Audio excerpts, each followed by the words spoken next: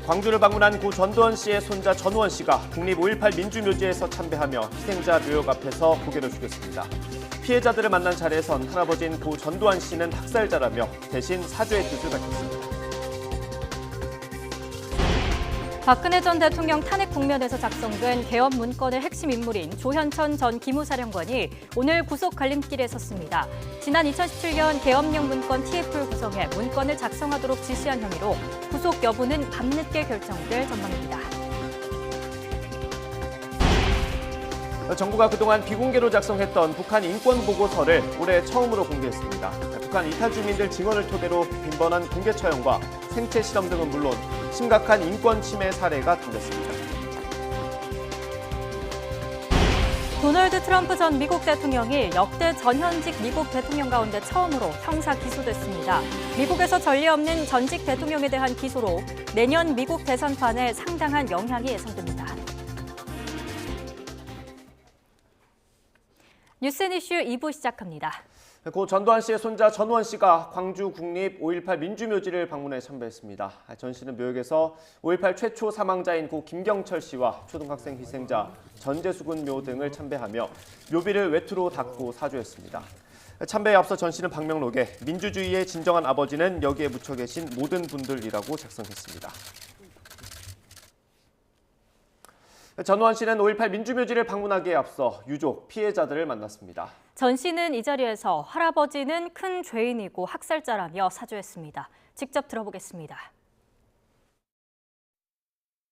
저의 할아버지 전두환 씨는 5.18 앞에 너무나 큰 죄를 지은 죄인이고 학살자임을 가족의 구성원으로서 인정하고 정말 다시 한번 사과드립니다. 일제강점기부터 군부 독재까지 너무나 많은 희생과 아픔이 있었음에도 불구하고 저의 할아버지 전두환 씨는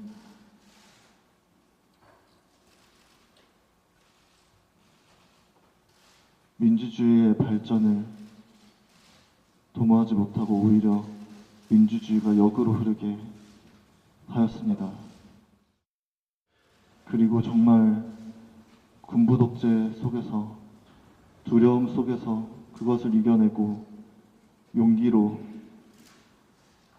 군부 독재에 맞섰던 광주 시민 여러분들, 영웅이고 정말 저희 나라의 빛이고 소금이신 모든 분들을 오히려 더 고통에 있게 하고 그 아픔을 더 깊게 하였습니다. 정말 다시 한번 죄송하다고 말씀드리고 싶습니다. 지난 대통령 선거 과정에서 허위 발언을 한 혐의로 기소된 이재명 더불어민주당 대표가 세 번째로 재판에 출석했습니다. 서울중앙지방법원은 오늘 이 대표의 공직선거법 위반 혐의 세 번째 공판을 열었습니다. 이 대표는 과거 호주 출장 당시 대장동 실무자인 고 김문기 성남도시개발공사 개발 1처장과 함께 요트에 탔는지 등을 묻는 취재진의 질문에 아무런 답 없이 법정으로 향했습니다. 출석 과정에서 일부 시민이 던진 달걀이 이 대표 주변에 떨어졌고 시민들 사이에 몸싸움이 벌어지는 등 소란이 빚어져 경찰이 해산을 유도하기도 했습니다. 국민의힘과 정부는 올해 2분기 전기 가스요금 인상을 잠정 보류하고 추가 논의를 거친 뒤 인상 여부를 결정하기로 했습니다. 국민의힘 박대출 정책위 의장은 오늘 국회에서 열린 당정협의회를 마친 뒤 국제에너지 가격 변동 추이와 인상 변수 등을 종합적인 판단을 하기 위해 이같이 결정했다고 밝혔습니다. 이어 당정은 한국전력과 한국가스공사의 누적 적자 문제가 외면할 수 없는 단계에 이르렀다는 데 인식을 같이 했고 전기 가스요금 인상이 불가피하다는 점을 재확인했다고 강조했습니다. 다만 인상 시기와 인상 폭에 대해서는 산업부 측에서 제시한 여러 복선 가운데 어떤 걸 선택할지 좀 더 논의가 필요하다고 판단했다고 보류 배경을 설명했습니다. 2월 생산과 소비, 투자가 트리플 증가를 기록했지만 반도체 생산은 17%나 줄었습니다. 통계청이 발표한 산업활동 동향에 따르면 2월 전 산업 생산은 전달보다 0.3% 증가했습니다. 광공업 생산은 제조업 생산이 3.1% 줄어든 영향으로 3.2% 감소했지만 서비스업 생산이 운수, 창고와 숙박, 음식을 중심으로 0.7% 증가했습니다. 특히 반도체 생산은 전달보다 17.1%나 줄어 전월 대비 감소폭이 2008년 12월 이후 가장 컸습니다. 정부는 수출 부진의 영향으로 여전히 경기 불확실성이 크다고 진단했습니다. 방기선 기획재정부 1차관은 오늘 비상경제 차관 회의를 열고 최근 수출입 동향과 대응 방향 등을 논의하며 이같이 말했습니다. 이달 1일부터 20일까지 수출 실적을 보면 반도체와 대중국 수출을 중심으로 부진이 이어져 지난해보다 17% 줄었다고 우려했습니다. 특히 역대 최대 수출액을 기록한 지난해 3월의 기저효과를 고려하면 이번 달 수출 감소폭은 커질 것으로 내다봤습니다. 행정사법부에 이어서 입법부인 국회의원들의 재산 현황이 공개됐습니다. 조사 결과 국회의원의 87%가 지난해보다 재산이 늘어난 거로 나타났습니다. 현직 국회의원 가운데 가장 재산이 많은 사람은 안철수 의원으로 1,347억 원으로 나타났습니다. 이승배 기자입니다. 입법부를 이끌고 있는 국회의장단은 모두 재산이 늘었습니다. 김진표 국회의장이 4억, 김영주 부의장이 3억 4천만 원 증가했습니다. 아파트값과 공시지가가 올라가면서 재산이 늘었습니다. 정우택 부의장은 31억 원이 늘었는데 보유했던 땅 등을 팔았습니다. 여당 지도부도 마찬가지입니다. 김기현 국민의힘 대표는 재산이 2억 9천만 원 늘었습니다. 지난 당대표 경선 때 집중 공격을 받았던 울산 땅은 2천만 원 올랐고 상가와 아파트가 상승폭이 더 컸습니다. 주호영 원내대표는 1년 전보다 1억 1천만 원이 늘어났다고 신고했습니다. 민주당 이재명 대표는 전체 재산이 5천만 원 줄었습니다. 지난해 말 이해충돌 논란에 방산 주식 2억 3천만 원어치를 팔고 예금도 줄어든 영향이 컸습니다. 박홍근 원내대표는 아파트값 등이 오르면서 1억 7천만 원 증가했습니다. 정의당 심상정 의원은 아파트 공시가격이 올라 3억 7천만 원이 늘어 17억 8천만 원을 신고했습니다. 현역 국회의원 최고 부자는 예상대로 국민의힘 안철수 의원이었습니다. 총 재산은 1,347억 원으로 집계됐습니다. 당대표 경선을 치르면서 주식이 크게 떨어져 693억 원이 줄었는데도 1등이었습니다. 국회 공직자윤리위원회가 21대 현역 국회의원 재산 현황을 조사한 결과 재산이 늘어난 사람은 전체 87%에 달했습니다. 지난해보다 4%포인트 더 늘어났습니다. 70% 가까이가 1억 원 넘게 재산이 증가했고 10억 원 이상 늘어난 사람은 8명이었습니다. YTN 이승배입니다. 이번에 공개된 국회의원들의 재산 내역 자세히 살펴봤더니 서울 강남의 아파트를 소유한 의원들이 15%에 달했습니다.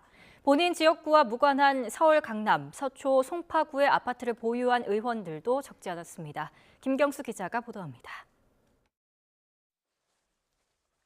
국민의힘 비상대책위원장을 맡았던 충남 공주 부여 청양 정진석 의원은 이번에 서울 강남구 압구정동에 소유한 아파트 가격이 9억 6천만 원 올랐다고 신고했습니다.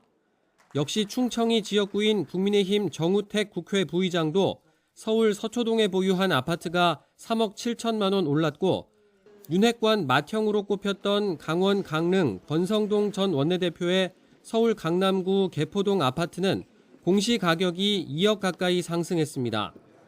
대구 수성 가비 지역구인 국민의힘 주호영 원내대표도 서울 반포동에 재건축이 진행되고 있는 아파트를 가지고 있다고 신고했습니다. 제주가 지역구인 민주당 김한규 의원은 서울 대치동 아파트가 4억 올랐다고 신고했고 같은 당 경남 김해 민홍철 의원도 서울 역삼동에 아파트를 보유하고 있습니다. 이번에 재산 공개 대상이 된 의원 296명 가운데 서초, 강남, 송파, 이른바 강남 3구의 아파트를 보유한 의원은 46명으로 15%를 넘었습니다. 한편 국회의원 가운데 500억 원 이상 재산을 신고한 자산가는 모두 4명으로 국민의힘이 3명, 민주당이 1명이었습니다. 지난해 400억대 재산을 신고했던 민주당 박정 의원이 보유 주식과 빌딩 가격 상승으로 500억 이상 자산가 대열에 새로 합류했고 국민의힘 윤상현 의원은 비상장 주식 가치가 270억 넘게 하락하며 이번엔 명단에서 빠졌습니다. 지난해 1위 땅 부자 의원으로 꼽혔던 국민의힘 박덕흠 의원은 이번에도 서울 잠실과 강원 홍천에 보유한 토지 가액이 1년 사이 20억 가까이 올랐습니다. 500억 이상 자산가 4명을 제외한 나머지 국회의원들의 재산 평균은 25억 원으로 집계됐습니다. YTN 김경수입니다. 어제 나온 공직자 재산 공개 자료를 보면 대통령실에서 재산이 가장 많이 증가한 사람은 28억여 원의 발행어음을 처음 신고한 김대기 비서실장이었습니다. 지난해부터 20억 가까이 보유하고 있었는데 실수로 누락하는 바람에 전체를 새로 등록했다는 해명인데 징계나 과태료 처분도 내려질 수 있습니다. 신호 기자입니다. 김대기 대통령 비서실장은 올해 73억여 원의 재산을 신고했습니다. 한 해 전보다 25억여 원 늘어서 재산 증가분으로는 대통령실 안에서 최고입니다.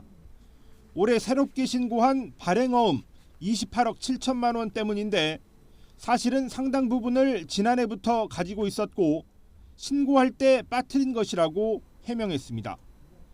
지난해 5월에 이미 발행어음 19억 6천만 원을 보유하고 있었고 이후 추가 투자한 9억 원가량을 한꺼번에 반영했다는 것. 6억 원가량의 예금 감소분과 1억 6천만 원 가까이 가졌던 주식 처분 금액, 그리고 급여 등을 여기에 넣었다는 설명입니다. 정해진 기간에 비교적 높은 이자를 지급하는 발행어음은 증권회사에서 판매하는 금융상품입니다. 대통령실은 공직자 윤리정보 시스템에 금융자료를 손으로 입력하는 과정에서 직원이 실수로 누락한 것이라고 해명했습니다. 과거 재산등록사항 심사처분 기준을 보면 3억 원 이상의 재산을 잘못 기재한 경우에는 해임을 포함한 징계나 과태료를 부과하도록 하고 있습니다. 인사혁신처 관계자는 이번에도 이 기준이 적용되는지를 묻자 금액과 고의성 등을 종합적으로 고려해 심사한다고 밝혔습니다. 김 실장은 또 미국 텍사스에 있는 아들이 운영하는 회사 비상장 주식 330만 주를 가지고 있습니다. 평가액이 2억 9천여만 원에서 5억 6천여만 원으로 2억 6천여만 원 증가했다고 신고했습니다. 1년도 안 되는 기간에 비상장 주식 가치가 90% 넘게 올랐다는 얘긴데 대통령실은 구체적 근거 대신 환율 상승과 매출액 증가 때문인 것으로 알고 있다고만 밝혔습니다. YTN 신호입니다.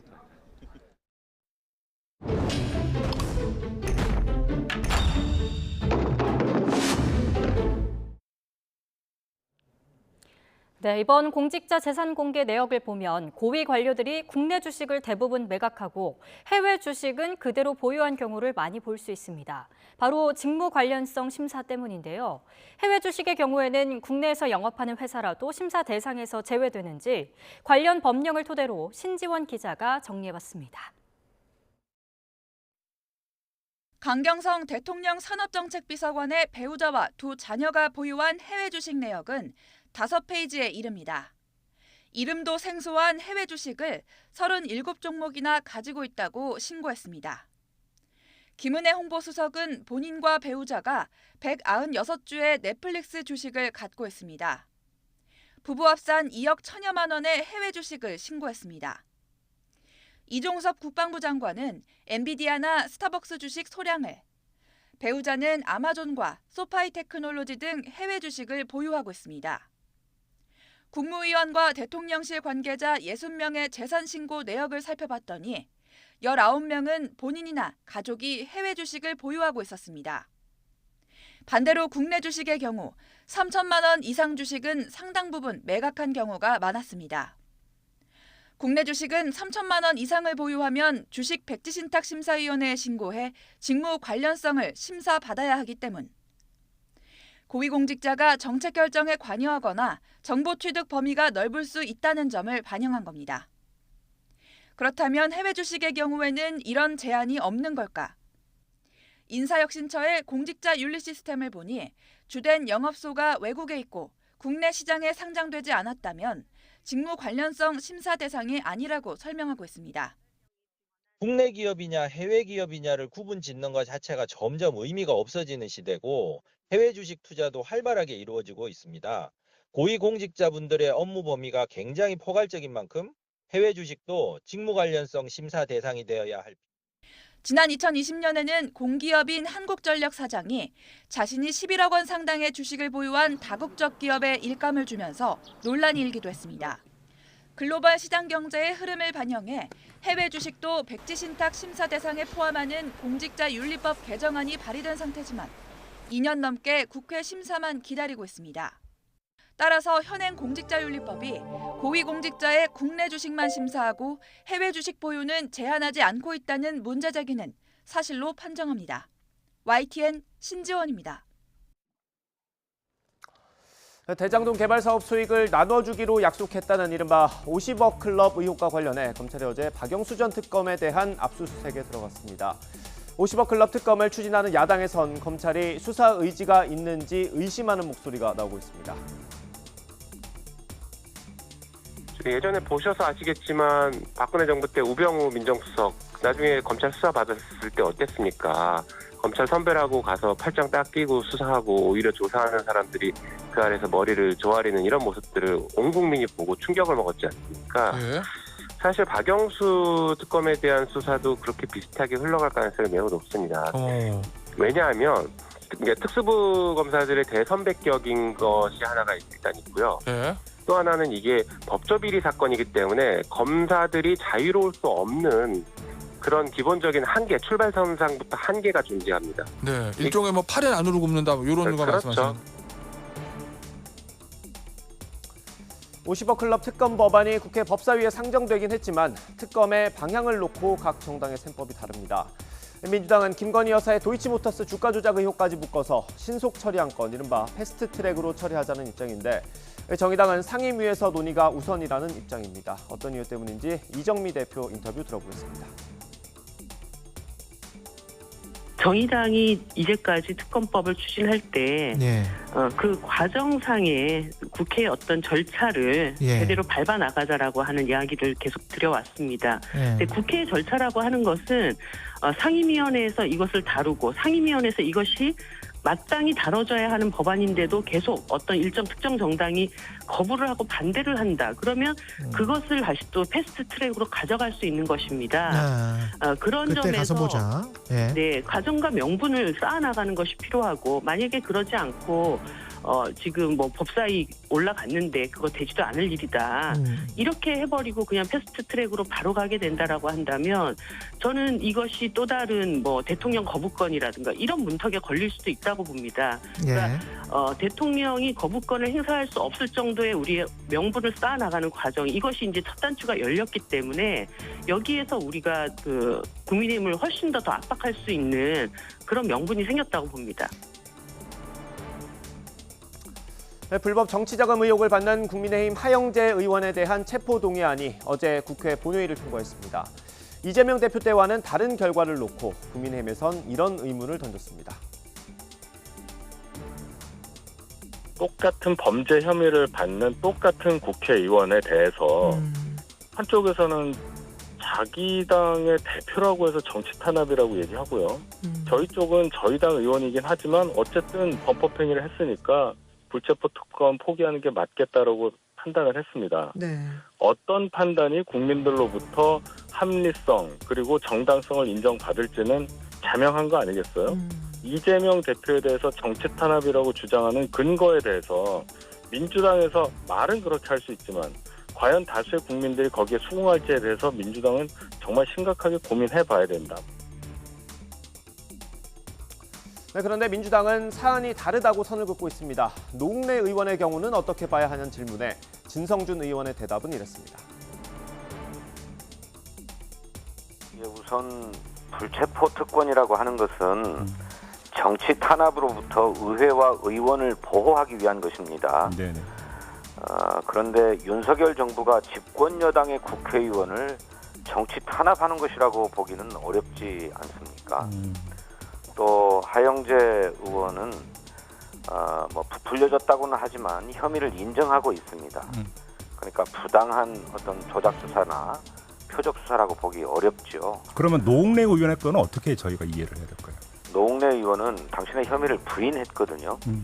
뭐 이를테면 집에서 발견되었다고 하는 돈다발이라고 하는 게 사실은 당신의 출판 기념회나 또 상에서 받은 조의금이었다고 하거든요. 그런데 검찰은 이것을 혐의를 입증하기 위해서 봉투에서 돈을 다 꺼내가지고 돈다발 사진을 찍어가지고 공개했다는 거예요. 이런 것 자체가 정치 탄압의 의혹을 짙게 했다고 생각합니다.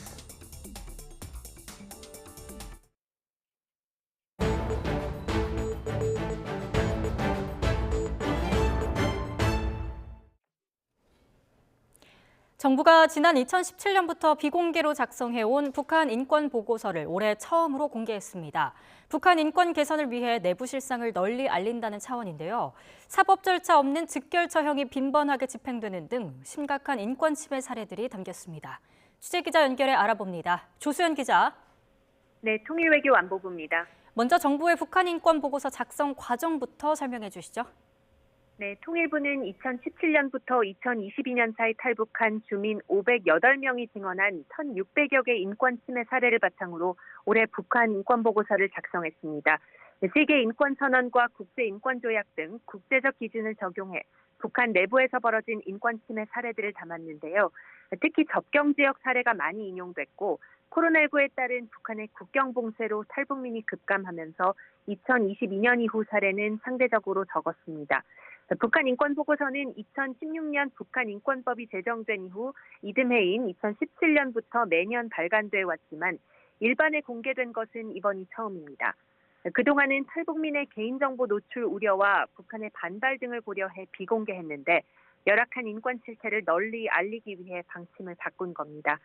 이번 보고서는 북한 인권 실태와 관련해 우리 정부가 공개한 첫 보고서로 북한의 인권 침해 문제를 대내외에 공식화한다는 의미가 있습니다. 보고서에는 어떤 내용들이 담겼습니까? 네, 보고서는 북한에서 공권력에 의한 자의적 생명 박탈이 존재하는 것으로 나타났다고 밝혔습니다. 강력범죄뿐 아니라 마약 거래나 한국 영상물 시청, 또 종교나 미신 행위 등에 대해서도 사형이 집행됐다는 증언들이 수집됐는데요. 구체적 사례를 들어보면 2015년 원산시에서는 16에서 17세 청소년 6명이 한국 영상물을 시청하고 아편을 사용했다는 이유로 사형을 선고받고 총살됐다는 증언이 나왔습니다. 그리고 2017년에는 임신 6개월인 여성이 집에서 침을 추는 과정에서 영상이 유포가 됐는데 그 과정에서 손가락으로 김일성 초상화를 가리킨 모습이 문제가 돼서 공개 처형이 됐습니다. 북한 접경 지역에서는 도주 수감자나 절도범 등에 대해 사법 절차를 거치지 않고 즉결 처형하는 사례가 빈번했고요. 또 여성들은 각종 폭력에 노출되는가 하면 정신질환자나 지적 장애인을 대상으로 생체 실험이 강행되고 있다는 증언도 나왔습니다. 아울러 광범위한 감시와 통제도 일상화된 가운데 국군 포로나 납북자, 이산가족은 더욱 심각한 감시와 차별에 시달리는 것으로 파악됐습니다. 여기에 장기화하는 식량난 속에 무상치료제도도 제대로 운영되지 않아서요. 의료비를 개인이 부담하는 경우가 많았습니다. 정부는 북핵뿐 아니라 인권 문제에 대해서도 대북 강공 기조를 이어가고 있죠. 네, 그렇습니다. 윤석열 대통령은 이번 주 국무회의 모두 발언에서 북한 주민의 처참한 인권 유린 실상이 국제사회에 낱낱이 드러나야 한다며 이제라도 인권법이 실질적으로 이행돼야 한다고 강조했습니다. 또 앞으로 북한 퍼주기는 중단하고 북한의 핵 개발을 추진하는 상황에서는 단돈 1원도 줄 수 없다는 점을 확실히 하라고 통일부에 지시했는데요. 이와 관련해 권영세 통일부 장관도 윤석열 정부는 인권 문제를 북핵 문제 못지않게 중요한 과제로 인식하고 있다면서 보조를 마쳤습니다. 권 장관 역시 북한 인권의 참혹한 실상을 국민에게 가감없이 정확하게 알리는 것이 중요하다고 말했습니다. 그러면서 북한 당국을 향해 핵과 미사일이 체제를 지켜줄 것이라는 잘못된 셈법에서 하루빨리 벗어나야 한다며 대화와 협력을 통해 민생과 인권을 개선하는 길로 나오라고 촉구했습니다. 정부는 이번 보고서가 공신력 있는 기초 자료로 국내외에 널리 활용될 수 있도록 적극 알리고 또 북한 인권 증진을 위한 정부와 민간, 국제적인 연대와 협력을 강화해 나갈 계획입니다. 네, 북한 그동안 인권 문제에 대해 민감하게 반응해왔죠. 네, 맞습니다. 북한은 최근 유엔 안보리가 북한 인권 관련 비공식 회의를 연 것을 강하게 비난하면서 전면 제격한다고 밝혔습니다. 그러면서 북한의 존엄과 주권에 대한 침해이자 엄중한 도전이라고 주장했는데요. 북한이 이처럼 인권 문제에 민감하게 반응하는 것은 외부의 자신들의 실상이 강조될수록 내부 결속을 다지기가 더 어려워질 수 있기 때문으로 보입니다. 특히 이미 식량난과 경제난으로 고통받는 주민들의 불만이 높아지는 상황을 우려하는 것으로 관측됩니다. 이에 대해 외교부 당국자는 북한이 얼마나 인권 문제를 자신들의 약점이라고 생각하는지를 방증하는 것이라고 분석하기도 했습니다. 지금까지 통일외교안보부에서 전해드렸습니다. 북한과 러시아 간의 무기와 식량을 맞바꾸는 거래가 이뤄지고 있다는 미국 백악관 발표가 나왔습니다. 슬로바키아인 무기 거래상이 중간 다리 역할을 한 거로 지목하며 제재 명단에 올렸다고 밝혔습니다. 워싱턴에서 권준기 특파원이 보도합니다. 백악관 국가안보회의는 북한과 러시아 간 무기 거래에 대한 새로운 정보가 있다며 브리핑을 시작했습니다. 북한이 러시아에 24가지 이상 다양한 무기를 지원하고 러시아는 북한에 식량을 제공하는 거래가 이루어지고 있다는 겁니다. Russia is seeking to send a delegation to North Korea, and that Russia is offering North Korea food in exchange for munitions. 백악관은 북한과 러시아 간 비밀 계약의 중개인으로 슬로바키아인 무기 거래상을 지목했습니다. 미 재무부는 이 무기 거래상이 지난해 말부터 평양과 모스크바를 잇는 거강꾼 역할을 해온 것으로 확인하고 제재 대상에 올렸습니다. At the center of this effort is an arms dealer by the name of Ashat Merkachev. With the support of Russian officials, Mr. Merkachev has been attempting to broker a secret arms agreement between Russia and North Korea. 미 국무부도 북한과 러시아 간 무기 거래가 추가로 이루어지고 있다는 사실을 확인하고 감시를 강화하겠다고 밝혔습니다. 또 북한으로 흘러가는 식량과 원자재 등은 핵과 미사일 개발에 쓰인다며 유엔 안보리 제재 위반이라는 점을 분명히 했습니다. And we will continue to take actions that deny the DPRK and other inputs that Pyongyang can utilize to further develop its weapons for mass destruction and ballistic missiles program. 미국 언론은 월스트리트저널 기자가 러시아에 구금된 지 얼마 안 돼 북한 무기 거래와 관련한 백악관 발표가 나온 점을 주목하며 러시아에 대한 압박의 일환으로 해석했습니다. 워싱턴에서 YTN 권윤기입니다.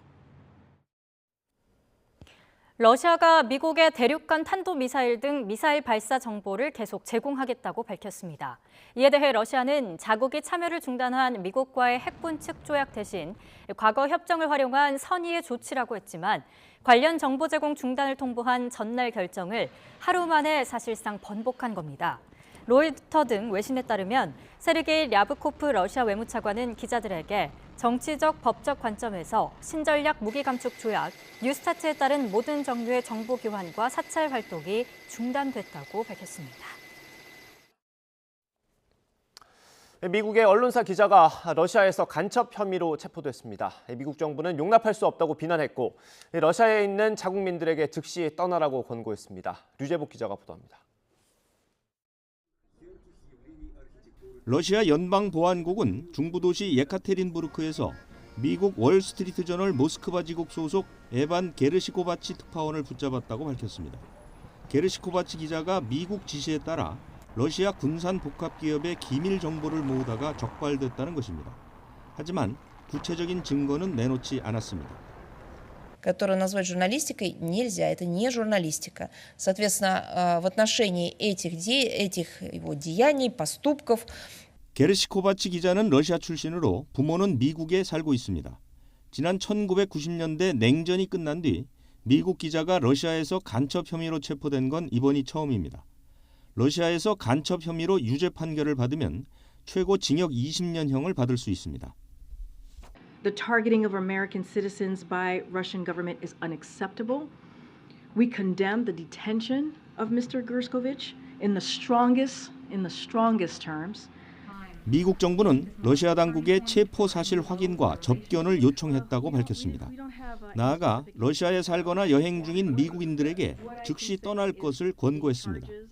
월스트리트 저널과 국경 없는 기자회 등은 언론인이 보복의 표적이 된 것에 우려를 표하며 게르시코바치 기자의 즉각적인 석방을 요구했습니다. YTN 유재복입니다. 미국의 고위 인사들이 아프리카를 잇따라 방문하고 있습니다. 아프리카에서 영향력이 강한 중국을 견제하기 위한 건데 해리스 부통령이 7천억 원 규모의 지원 계획을 발표하기도 했습니다. 김태형 기자가 보도합니다. 서아프리카 가나 방문을 마친 해리스 부통령은 29일 저녁 동아프리카 탄자니아의 경제 중심지 다르에스 살람에 도착해 큰 환영을 받았습니다. 다음 날 바로 하산 대통령을 예방했고 양국 무역 증진을 위한 지원 계획을 발표했습니다. I am pleased to announce a series of new initiatives. One, the Export-Import Bank will sign an MOU with Tanzania, which will facilitate up to $500 million in U.S. exports to Tanzania. 전체 지원 규모는 5억 6천만 달러로 약 7천억 원입니다. 최근 야당 집회금지 철회를 비롯해 민주주의를 위한 하산 대통령의 노력에도 지지를 표명했습니다. You have been open to working with the political opposition. We have discussed that. You have lifted the ban on political party public rallies. You worked to improve the freedom of the press. 미국의 첫 여성 부통령은 탄자니아의 첫 여성 대통령과 나란히 서서 우리의 만남은 또 다른 이정표이며 탄자니아의 젊은 여성들에게 영감을 줄 것이라고 말했습니다. 해리스 부통령은 하루 더 탄자니아에 머물며 청년 기업과 시민단체 대표들과도 만납니다. 이어 마지막 순방국인 남아프리카 잠비아의 수도로 가서 히칠레마 대통령을 만난 뒤 귀국길에 오릅니다. 미국은 아프리카에서 영향력이 막강한 중국과 러시아를 견제하기 위해 고위급 인사들이 잇따라 아프리카를 찾고 있습니다. 재무장관과 국무장관, 주 유엔 대사, 질 바이든 여사 등이 이미 방문했고 바이든 대통령도 올해 안에 아프리카를 찾을 예정입니다. YTN 김태현입니다. 트럼프 전 미국 대통령이 전현직 대통령 가운데 처음으로 형사 기소되는 불명예를 기록했습니다. 전례 없는 전직 대통령에 대한 기소가 내년 미국 대선판에 어떤 영향을 미칠지도 주목됩니다. 김원배 기자의 보도입니다. 뉴욕 타임스는 뉴욕 맨해튼 대배심이 현지 시간 30일 도널드 트럼프 전 대통령을 기소하기로 결정했다고 보도했습니다. 미국의 전현직 대통령이 형사 기소된 경우는 이번이 처음입니다. We're witnessing American history. This is the first time a former president has been charged with a crime. So this is unprecedented. 사건의 발단은 2006년으로 거슬러 올라갑니다. 미국의 전직 포르노 배우인 스토미 데니얼슨은 2006년 7월 네바다주의 한 골프장에서 트럼프와 만나 성관계를 가졌다고 주장해왔습니다. 2016년 대선을 앞두고 데니얼스가 언론 매체들과 접촉하고 있다는 소문을 들은 트럼프의 변호사 마이클 코어는 그녀와 만나 침묵을 지켜달라며 13만 달러를 대가로 지불했습니다. 트럼프 전 대통령은 자신의 회사를 통해 코언에게 변제한 13만 달러를 법률 자문 비용으로 기재했습니다. 기업 문서 위조는 뉴욕주 법률을 위반한 것이지만 그 자체로는 경범죄에 불과해 맨해튼 지방검찰청은 중범죄인 선거법 위반 가능성에 초점을 맞췄습니다. 유권자들에게 과거 성추문을 알리지 않기 위해 합의금을 주고 회사 문서를 위조함으로써 그 사실을 감춘 혐의는 중범죄로 기소할 수 있다는 논리입니다. 이미 내년 대선 출마를 선언한 트럼프 전 대통령은 성명을 통해 정치적 박해이며 역사상 가장 높은 수준의 선거 개입이라며 강하게 반발했습니다. 공화당 소속인 케빈 메카시 하원 의장도 트윗을 통해 대선 개입 시도이자 신성한 사법 시스템을 무기화했다고 규탄하는 등 공화당 인사들의 비판도 이어졌습니다. 건국 이후 전직 대통령에 대한 정치 보복 논란이 없었던 미국에서 트럼프 전 대통령이 처음으로 형사 기소되면서 내년 대선판에 어떤 영향을 미칠지 세계가 주목하고 있습니다. YTN 김원배입니다. KT가 차기 대표이사 선임을 두고 진통을 거듭하는 가운데 재선임에 도전했던 사외이사 3명이 후보에서 동반 사퇴하기로 해 오늘 주주총회에서 재선임 의안이 자동으로 폐기됐습니다. KT는 강충구 고려대 교수와 여은정 중앙대 교수, 표현명 전 롯데렌탈 대표 등 현직 사외이사 3명이 일신상의 이유로 후보에서 사퇴한다고 이사회에 밝혀왔다고 전했습니다. 다만 KT 이사회에 헌법재판소 사무처장 출신인 김용헌 사외이사만 남게 돼서 사외이사 정족수가 3인 이상이어야 한다는 상법 규정에 따라 당분간 사퇴한 3명이 대행 자격으로 이사회에 참여하게 됩니다. KT 구현모 대표 사퇴로 대표 직무대행을 맡은 박종욱 경영기획본부장은 오늘 주주총회에서 현 위기를 빠르게 극복하고 새 지배 구조에서 성장 구조를 탄탄히 해 다시 도약하도록 하겠다고 밝혔습니다. 오늘 오전 9시 서울 서초구 연구센터에서 열린 KT 주주총회에서 박 대표 직무대행은 의장을 맡아 계획대로 주주들이 대표이사 선임 관련 의사권을 행사하고 기대하는 바를 소통하는 자리가 되지 못해 죄송하다며 이같이 전했습니다. SM엔터테인먼트가 오늘 주주총회를 통해 새 경영진을 꾸리는 가운데 창립자인 이수만 전 SM 총괄 프로듀서가 해외에 있어 주주총회에는 불참하지만 자신은 K-팝 미래를 향해 나아갈 거라며 소회를 밝혔습니다. 이 전 총괄은 주총이 열리기 전 배포한 보도자료를 통해 자신의 이름을 따서 창립했던 SM이 오늘로 한 시대를 마감하게 됐다면서 이같이 밝혔습니다.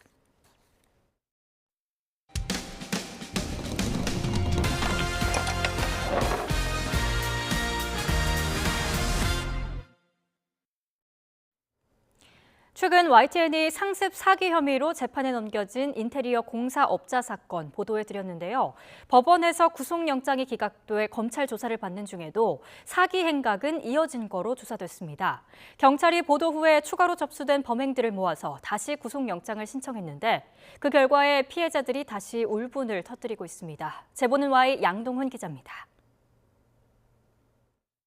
공사비를 미리 달라고 한 뒤 시간을 끌다가 잠적하는 수법으로 피해자들에게 4억여 원을 가로챈 혐의인데요.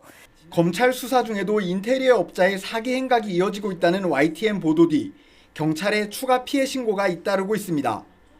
충남 홍성에서는 이를 모른 채 지난달 피의자 이모 씨에게 인테리어 공사를 맡겼다가 1,480만 원을 떼었다는 신고가 더해졌습니다. 20일 이상 지연되면서 저희가 이제 영업방해도 생겼고, 그래서 이제 새로운 업체에 찾아가지고 의뢰를 맡겨왔을 때 1,000만 원 이상 지금 현재 돈이 더 들어간 상태에. 범행 수법은 더 대담해져서 하청업체를 상대로 한 사기로까지 번졌습니다. 충남 보령의 한 공사업체는 며칠 전 이 씨 부탁을 받고 욕실 공사를 해줬는데 공사 대금을 한 푼도 못 받을 처지가 됐습니다. 여기 자재도 다 제 돈으로 다 샀거든요.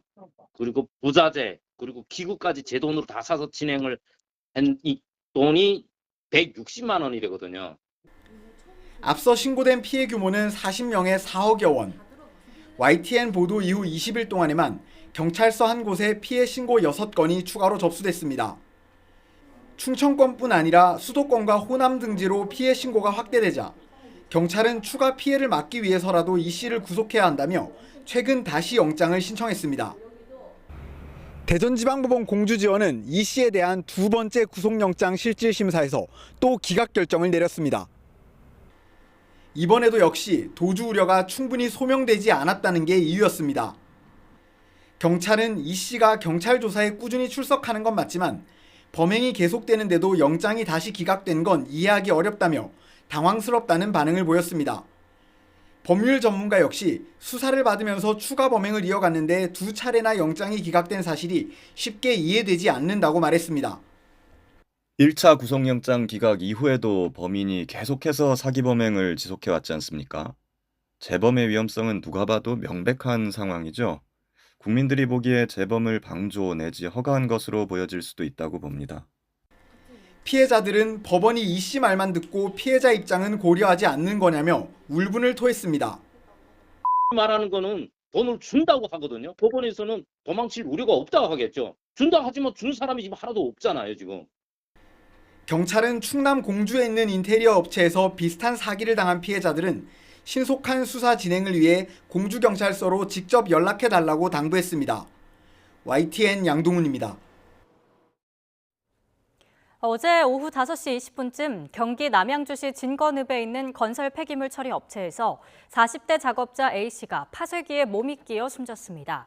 A씨는 파쇄기가 제대로 작동하지 않자 가동을 멈추고 기계 위로 올라가 점검하던 중 다른 직원인 50대 남성 B씨가 파쇄기를 다시 가동하면서 사고를 당한 거로 확인됐습니다. 경찰은 B씨를 업무상 과실치사 혐의로 불구속 입건해 정확한 사고 경위를 파악하고 업체 관계자를 상대로 안전수칙 위반 여부도 확인할 방침입니다.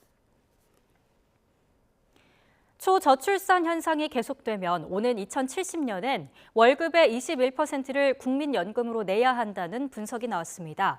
국민연금 재정추계전문위원회는 초저출산 상황이 이어진다고 가정했을 때 국민연금 부과 방식 비용률이 2070년 42%에 달할 거로 예상했습니다. 같은 반 학생 2명에게 학교 폭력을 당했다는 고등학생의 얘기가 제보로 들어왔습니다. 이 학생은 가해 학생들이 멍이 빠지면 다시 얘기하라면서 7개월 동안 반복적으로 괴롭혔다고 주장했습니다. 그런데 학교가 내린 처분은 출석 정지 5일에 그쳤습니다. 황보혜경 기자의 보도입니다. A군이 고등학교 1학년이던 지난해 5월 악몽은 시작됐습니다. 같은 반 남학생 2명이 A군의 외모를 비하하며 욕설을 하는 등 언어 폭력을 가한 겁니다. 저희 아이가 좀 등치가 있다 보니까 야 돼지 먹지 마. 그러면 때리면서 너는 때려도 안 아프지? 곧이어 물리적인 폭행도 뒤따랐습니다. 가해 학생들은 쉬는 시간이나 점심시간이 되면 교실에서 A군의 팔과 배, 허벅지 등 몸 곳곳을 주먹과 발로 때렸습니다. 맞아서 멍이 들자 멍이 빠지면 다시 얘기하라며 며칠 뒤에 또 때리길 반복한 것으로 확인됐습니다. 그러니까 니네 때문에 멍 들어서 때리지 마. 야, 멍 빠지면 얘기해. 그랬대요. 그리고 그 얘기 있고 나서 한 3, 4일 있다 다시 시작되는 거죠. 이 같은 폭행은 A군 부모가 뒤늦게 사실을 알게 된 지난해 12월까지 7달 동안 이어졌습니다. 학교폭력대책심의위원회가 열렸고 가해 학생이 장난 형식을 빌려 A군에게 신체적, 정신적 피해를 줬다면서 거의 매일 폭행한 사실이 인정됐습니다. 그러나 학교폭력의 심각성과 지속성, 가해 학생의 반성 정도 등을 고려했다며 내린 처분은 출석 정지 3일에서 5일. A군 측이 요구한 가해 학생 전학 처분은 받아들여지지 않았습니다. 공정성 시비를 막기 위해 학교폭력 심의 업무가 지난 2020년 일선 학교에서 교육지원청으로 이관됐지만 솜방망이 처분에 그치는 경우가 여전히 많다는 지적입니다. 가해 학생이 2명이고 언어폭력 외에도 신체폭행이 지속해서 이루어졌다는 점에서 충분히 전학 처분이 나올 수 있는 사안입니다. 다만 교육지원청에서는 이렇게 처분을 더 낮게 내리는 경우가 많습니다. 새학기가 되면서 A군은 언제라도 가해자들을 마주칠 수 있어 하루하루가 괴롭습니다. 지금도 이제 가해자가 우리 아들 앞에서 지나가면서 웃으면서 지나가고 이제 알게 모르게 따돌림을 당하고 있고 그것 때문에 저희 아들이랑 저는 지금 피해자인데도 전학을 생각을 하고 있습니다.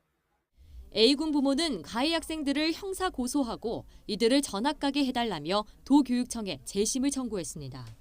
YTN 황보혜경입니다. 16년 전 어린이를 강제추행한 혐의 등이 추가로 드러나 재판에 넘겨진 아동성범죄자 김근식이 1심에서 징역 3년을 선고받았습니다. 수원지방법원 안양지원은 오늘 김근식에게 미성년자 강제추행 혐의로 징역 2년을, 과거 교도소에서 교도관과 재소자들을 폭행한 혐의로 징역 1년을 선고했습니다. 앞서 검찰은 성충동 약물치료, 이른바 화학적 거세도 선고해달라고 요청했지만 법원은 받아들이지 않았습니다. 미국 육군 소속 헬기 2대가 훈련 도중 충돌해 추락하는 사고가 발생했습니다. 이 사고로 헬기에 타고 있던 징병 9명이 모두 사망했습니다. 보도에 김승재 기자입니다. 미국 켄터키주의 한 도로에 주립경찰 차량들이 줄지어 지나갑니다. 훈련 중이던 미 육군 소속 헬기 2대가 충돌해 추락한 사고 현장으로 긴급 출동하는 중입니다. Kentucky State Police Post 1 received a report shortly before 10 p.m. on March 29th of an aircraft incident here in Trigg County troopers responded to the area and came across the wreckage of 2 military Black Hawks. 사고 현장은 켄터키주 포트 캠펠 기지 인근 주민에 따르면 블랙호크 헬기 2대가 굉음을 일으키며 충돌한 후 지상에 추락했습니다. 이 사고로 헬기에 탑승한 병사 9명이 모두 숨졌습니다. At approximately 10 p.m. last night, 2 of our Black Hawk helicopters were involved in a crash during a planned training flight in Cadiz, Kentucky, that resulted in the death of all 9 service members aboard the aircraft. 헬기 충돌 사고는 외진 야산에서 발생해 민가의 피해는 없는 것으로 전해졌습니다. 사고 헬기는 야간 편대 비행 훈련을 하고 있었습니다. This was a training progression, and specifically they were flying a multi-ship formation, 2 ships under night vision goggles at night. 앤디 베시어 켄터키 주지사는 사고 다음 날 트위터에서 비극적인 사건을 겪은 장병과 유족들을 위해 포트 캠펠로 간다고 밝혔습니다. 미 육군은 정확한 사고 원인을 조사하고 있습니다. 블랙호크 헬기를 개조해 만든 HH-60 헬기는 주로 병력 구조용으로 사용되고 있습니다. 지난 2018년 이라크에서 조종사의 실수로 이 헬기가 건물 사이에 있는 강철 케이블을 들이받고 추락해 군인 7명이 숨지기도 했습니다. YTN 김승재입니다.